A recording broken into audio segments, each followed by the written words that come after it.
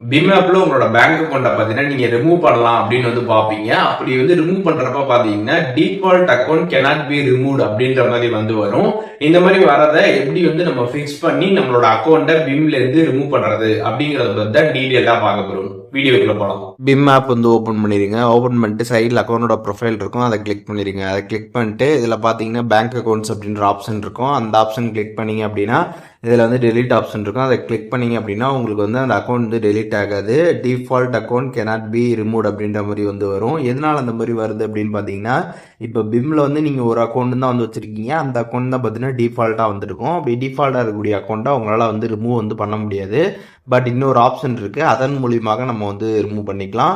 இதுவே நீங்கள் வந்து 2 அக்கௌண்ட் வந்து வச்சுருந்தீங்க அப்படின்னா ஒரு அக்கௌண்ட் டிஃபால்ட்டாக இருக்கும், ஒரு அக்கௌண்ட்டை பார்த்தீங்கன்னா நம்ம வந்து ரிமூவ் பண்ணிக்கலாம். இதே ஒரு அக்கௌண்ட்டாக இருக்குது, அது டிஃபால்ட்டாக இருக்குது அப்படின்னா நமக்கு இந்த மாதிரி தான் வந்து வரும். பட் ஆனால் இன்னொரு ஆப்ஷன் மூலியமாக நம்ம கம்ப்ளீட்டாக அந்த அக்கௌண்ட்டை நம்ம பிம்லேருந்து வந்து ரிமூவ் பண்ண முடியும். அது எப்படின்றத இப்போ பார்க்கலாம்.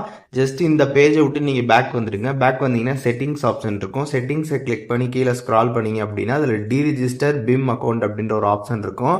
அது கீழே பார்த்தீங்கன்னா டீரிஜிஸ்டர் அப்படின்ற ஒரு ஆப்ஷன் பார்த்தீங்கன்னா கீழே கொடுத்துருப்பாங்க, டீரிஜிஸ்டர் அண்ட் ரிவோக்குன்ட்டு. அதை கிளிக் பண்ணிடுங்க. அதை கிளிக் பண்ணிங்க அப்படின்னா நெக்ஸ்ட்டு கேட்கும். நெக்ஸ்ட்டு நீங்கள் கொடுத்துருங்க. கொடுத்ததுக்கப்புறம் திருப்பி நெக்ஸ்ட் வந்து வரும். இதில் பார்த்தீங்கன்னா ஓடிபி நீங்கள் என்ட்ரு போட்டு நெக்ஸ்ட்டு கொடுத்துடணும். கொடுத்ததுக்கப்புறம் பார்த்தீங்கன்னா கன்ஃபார்ம் வந்து கேட்கும். கன்ஃபார்ம் நீங்கள் கொடுத்ததுக்கப்புறம் பார்த்தீங்கன்னா your profile has been disabled அப்படின்ற மாதிரி வந்துடும். இதில் ஓகே கொடுத்துருங்க. ஒன்ஸ் நீங்கள் கொடுத்ததுக்கப்புறம் பார்த்தீங்கன்னா வந்து உங்களோட அக்கௌண்ட் பார்த்தீங்கன்னா பிம்லேருந்து சக்ஸஸ்ஃபுல்லாக பார்த்தீங்கன்னா வந்து ரிமூவ் வந்து ஆகிடும்.